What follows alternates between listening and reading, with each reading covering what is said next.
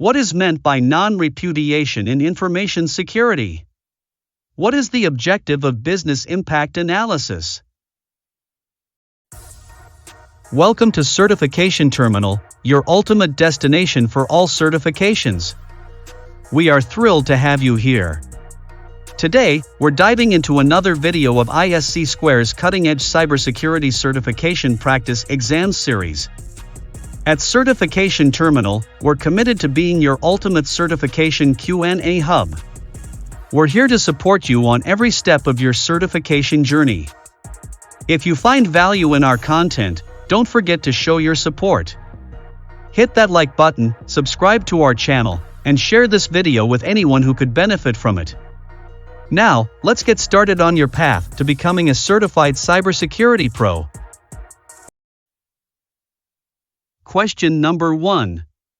In an organization that uses mandatory access control, what level of clearance does the user need to access the file, if a user wants to access a file that has been classified as top secret? Option A, the user needs to have a clearance level lower than top secret. Option B, the user needs to have a clearance level equal to, or higher than top secret. Option C, the user cannot access the file. Option D, the user needs to have a top secret clearance. The correct answer is Option B, the user needs to have a clearance level equal to or higher than top secret. In a mandatory access control system, access control is determined by a central authority based on predefined policies. The policies typically specify the clearance level required to access a resource. In this case, the user needs to have a clearance level equal to, or higher than top secret to access the file. Option A, the user needs to have a clearance level lower than top secret, is incorrect. This contradicts the principles of mandatory access control, which mandate that access to higher classified information is only granted to individuals with clearance levels equal to or higher than the classification level. Option C, the user cannot access the file, is incorrect. This is too restrictive and doesn't align with the principles of mandatory access control, which allows access based on predefined security policies. While the user might not have access with a lower clearance level, it's not necessarily the case that they cannot access the file at all. Option D, the user needs to have a top secret clearance, is incorrect. While this seems correct, it doesn't consider scenarios where access might be granted to individuals with clearance levels higher than top secret but not necessarily labeled as top secret themselves. Mandatory access control bases access on matching or exceeding the required clearance level. Friend. Question number 2. What purpose does the utilization of multi-factor authentication serve? Option A, to increase the complexity of passwords. Option B, to reduce the need for administrative controls. Option C, to simplify the login process for users. Option D, to prevent unauthorized access by requiring multiple forms of identification. The correct answer is Option D, to prevent unauthorized access by requiring multiple forms of identification. Multi-factor authentication prevents unauthorized access by necessitating multiple forms of identification, ensuring that a single compromised factor doesn't grant access alone. Multi-factor authentication requires at least 2 or more authentication factors. These factors fall into 3 main categories: something you know, something you have, and something you are. Option A, to increase the complexity of passwords, is incorrect. While multi-factor authentication enhances overall security, it does not directly focus on password complexity. Multi-factor authentication supplements traditional password-based authentication by requiring additional factors along with a password, but it doesn't inherently increase the complexity of passwords themselves. Option B, to reduce the need for administrative controls, is incorrect. Multi-factor authentication doesn't directly relate to reducing administrative controls. It enhances security by adding multiple layers of verification, but it doesn't necessarily reduce the need for administrative oversight or controls. Option C, to simplify the login process for users, is incorrect. Multi-factor authentication, by its nature, involves an additional step in the authentication process, which might seem less straightforward compared to single-factor authentication. It's meant to add an extra layer of security rather than simplifying the process. Question number 3. Which of the following is not a characteristic of a cryptographic hash function? Option A, deterministic. Option B, reversible. Option C, useful. Option D, unique. The correct answer is Option B, reversible. The characteristic of being reversible is not applicable to cryptographic hash functions. Unlike encryption, which is reversible with a key to recover the original data from encrypted data, cryptographic hash functions are designed to be irreversible. It means that once data is hashed, it should not be possible to retrieve the original input from the hash output.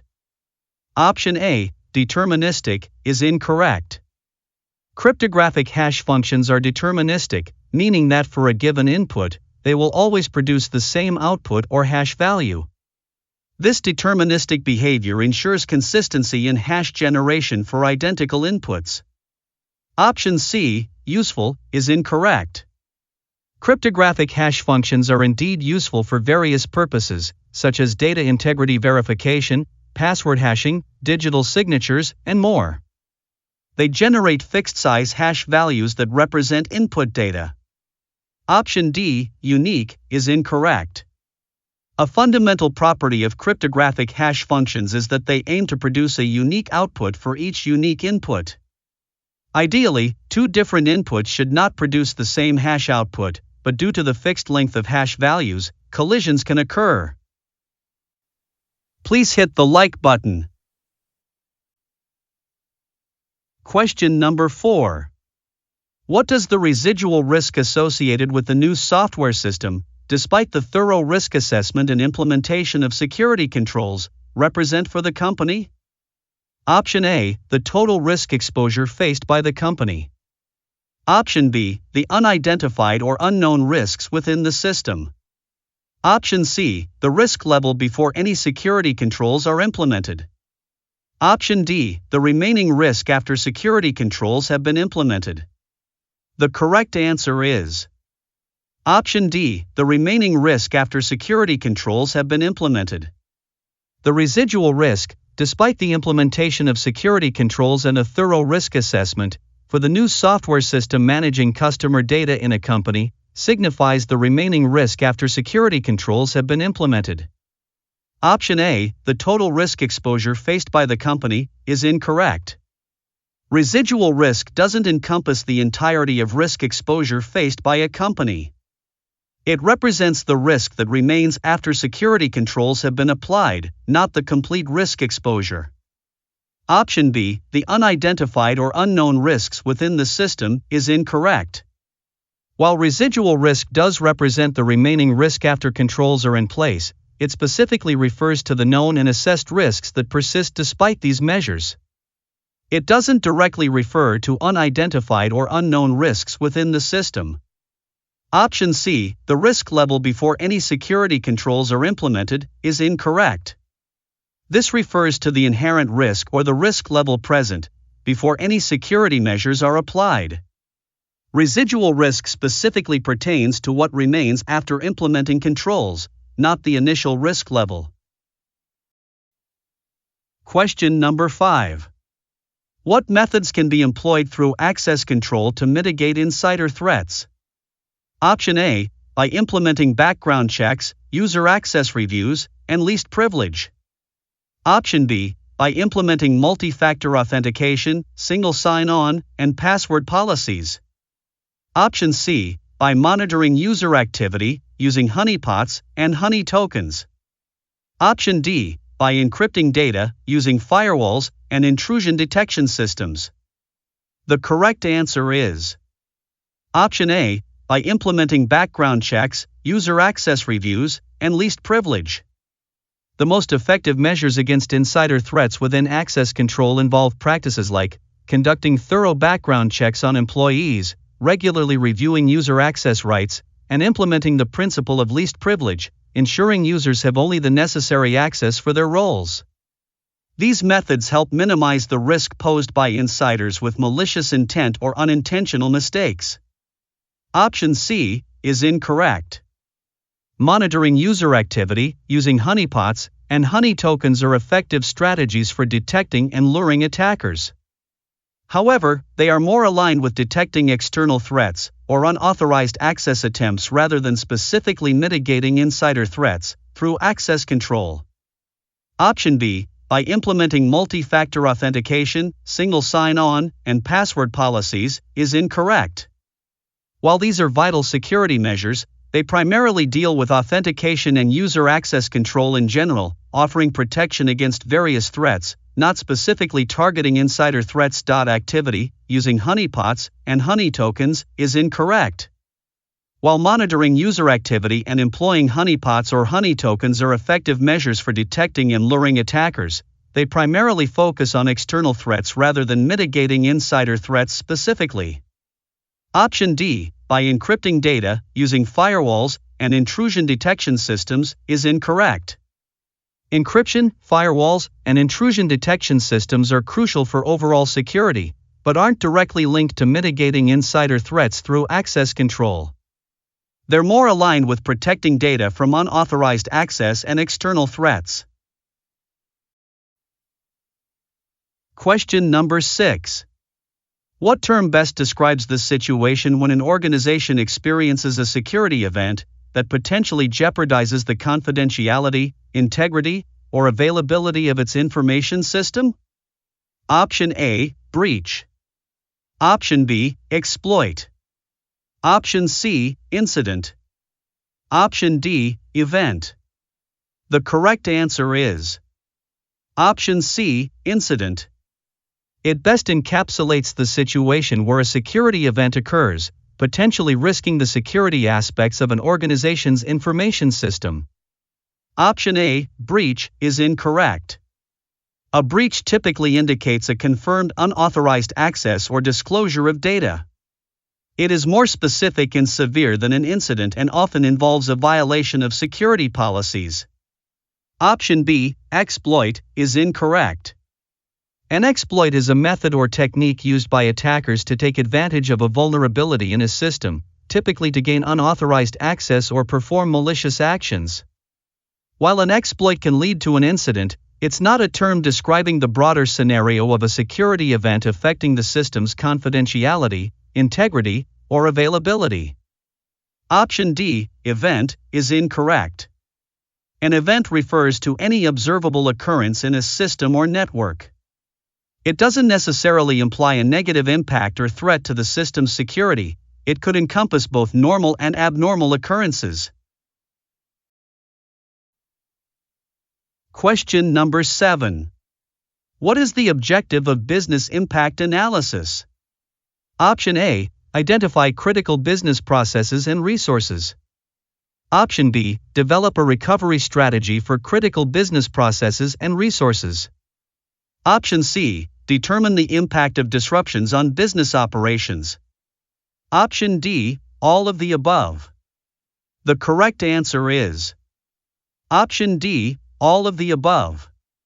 A business impact analysis is a process that identifies critical business processes and resources, determines the impact of disruptions on business operations, and develops a recovery strategy for critical processes and resources.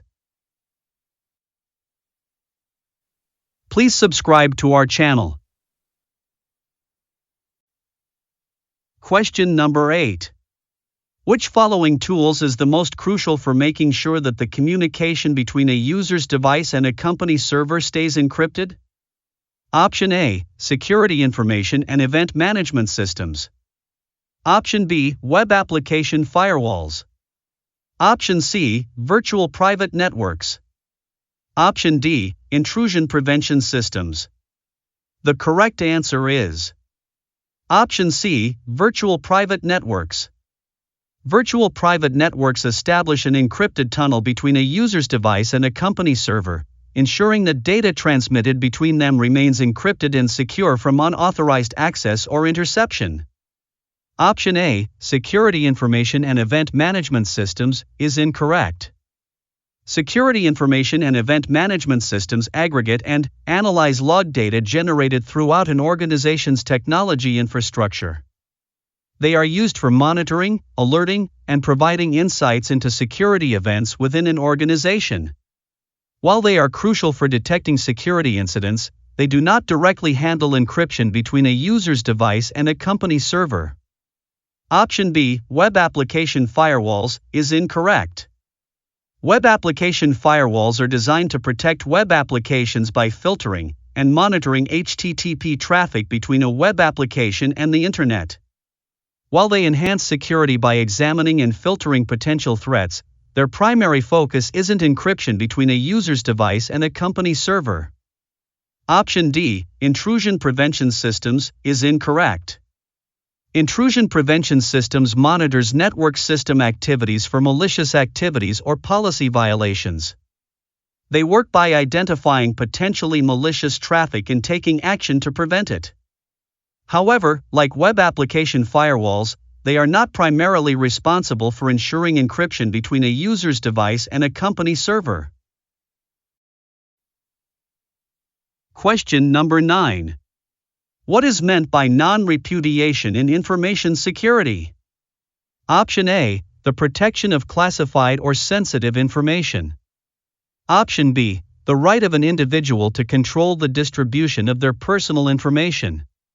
Option C, ensuring timely and reliable access to information. Option D, the inability to deny taking a specific action. The correct answer is Option D, the inability to deny taking a specific action. Non-repudiation in information security refers to the inability to deny having taken a specific action. This concept ensures that an individual or entity cannot deny the authenticity of their actions, or the validity of a commitment or communication they've made digitally.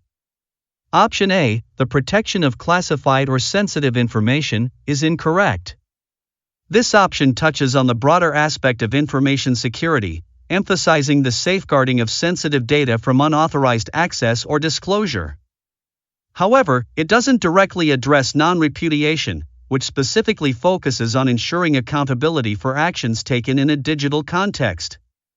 Option B, the right of an individual to control the distribution of their personal information, is incorrect.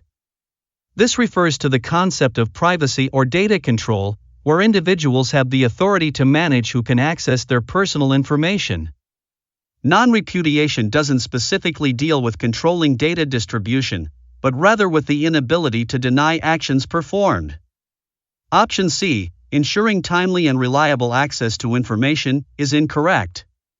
This statement refers to ensuring that information is accessible promptly and dependably. While access to information is crucial in information security, it doesn't directly relate to the concept of non-repudiation, which is more about accountability for actions taken. Question number 10. Which risk management approach involves distributing a part of the risk to external parties while still keeping some of it?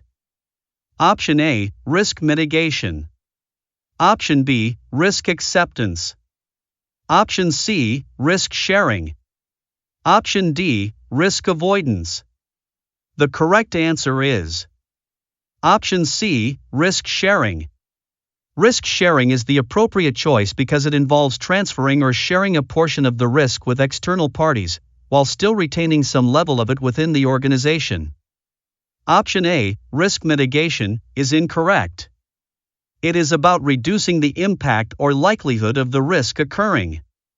Option B, risk acceptance, is incorrect. It refers to acknowledging the risk without taking further action to mitigate or share it. Option D, risk avoidance, is incorrect. It involves eliminating the risk altogether by not engaging in the activity that causes the risk. Thank you for joining us today at Certification Terminal. We hope you found this video helpful on your journey towards becoming a certified cybersecurity expert. If you have any questions or topics you'd like us to cover in future videos, please let us know in the comments below. Your feedback is invaluable to us. Remember to hit that like button if you found this video informative, and don't forget to subscribe for more insightful content on certification exam preparations. Share this video with your colleagues and friends who might benefit from it. Together, we can build a strong community of certified professionals. Stay tuned for more updates, and until next time, keep learning and excelling in your certification endeavors.